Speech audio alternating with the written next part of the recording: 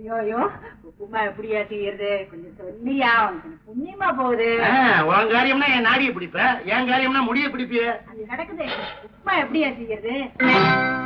உப்புமா கிண்டி வையடி அடியே, உப்புமா கிண்டி வையடி, உப்புமா கிண்டி வையடி அடியே, உப்புமா கிண்டி வையடி.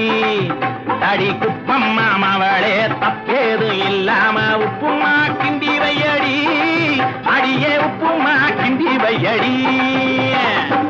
யோ பாட்டு பாடுற சாக்குல பாடி போட்டி நான் கூப்பிடுறேன், கல்ல உடைச்சு கையில கொடுப்பேன். அட அறிவு கட்ட கழுத, பாட்டுல எல்லாம் மரியாதை எதிர்பார்க்க கூடாது. சொல்லடி அபிராமி நில்லடி முன்னால, அப்படி பாடித்தானே அந்த ஆதிபராசக்தியவே கூப்பிட்டு இருக்காங்க. ஓ அப்படியா?